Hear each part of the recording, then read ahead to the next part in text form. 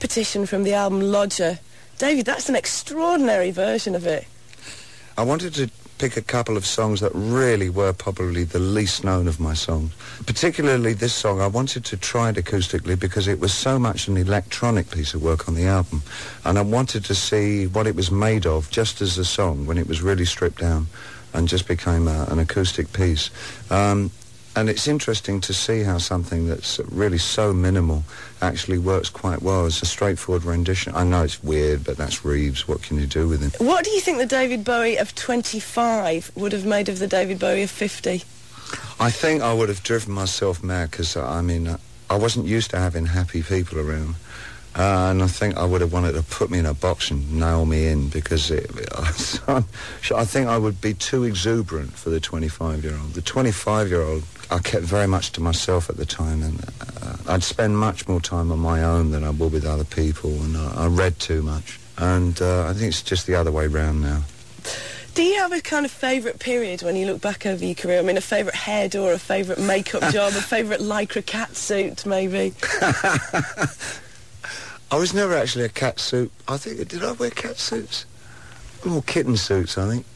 I don't know. I always tie them to characters. I don't really think of them as just sort of outfits and stuff. I mean, for me, if I see an outfit from the past in some photograph, for me it reminds me of the entire character that I was working with at the time, and for me, an outfit is an entire life experience. But it also is when you're younger, I think. I mean, an outfit is much more than just something to wear. It's about who you are, and it's a badge. It becomes a symbol. A friend of mine, George, when we were real young, we used to buy our shoes at Denson's in Lewisham, just under the railway bridge, and we used to buy these things called...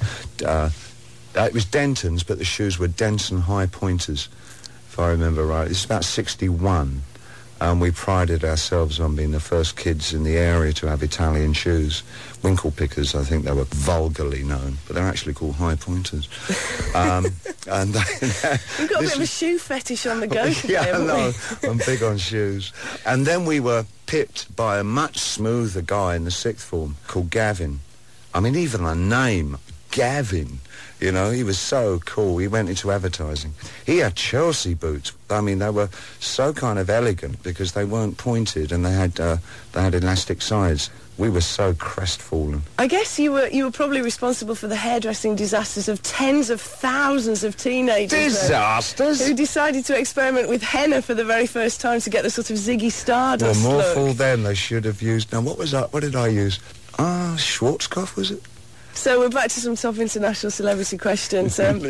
Here's the boss from U2. Hello, space boy. Major Bono here. Can you hear me? Hello. Can you hear me? Yes, we do. Is something going wrong? There's something going wrong, all right. You're 50, and you look 15. You sound like you're having a good Is there night. a picture of you somewhere that tells the real story? You're Dorian Gray. And if there is, who would you have had painted? Happy birthday, David. You're a prince of a man. The world should kiss your arse. Thank you, young B. You can be first in line. He's a lovely little bugger. He's a very generous guy. He sent me just before Christmas. It wasn't a Christmas present. He just thought I'd be interested. He sent me 2 wonderful bios on Samuel Beckett. On one of them, Beckett's got a hairstyle not dissimilar to the one that I'm sporting at the moment.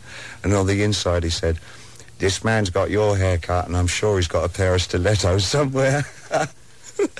He's a funny bloke.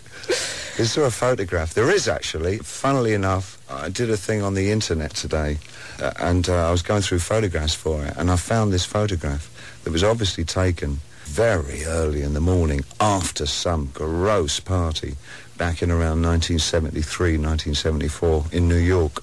And there's me, David Johansen and Serinda Fox lying on the floor, fast asleep, amidst all this unbelievable trash and rubble. And we just looked like 3 totally finished, homeless, out of it meth drinkers. I mean, we look just... it's the most unbelievable photograph. It looks like 3 people who had never picked themselves up again. Of course, not everybody wanted to ask you questions, David. Some just had a really sort of personal message that they wanted to deliver by carrier pigeon. Oh, no. Hi, David. This is Scott Walker. I'm coming to you via a very crappy old handheld tape machine, so I hope it's all right. I'm going to be a devil today and not ask you any questions. I'm certain that among the many messages, there'll be those about how you always embrace the new and how you freed so many artists. And this is, of course, true. Like everyone else, I'd like to thank you for all the years, and especially for your generosity of spirit when it comes to other artists. I've been the beneficiary on more than one occasion, let me tell you. So have a wonderful birthday. And by the way, mine's the day after yours, so I'll have a drink to you on the other side of midnight. How's that?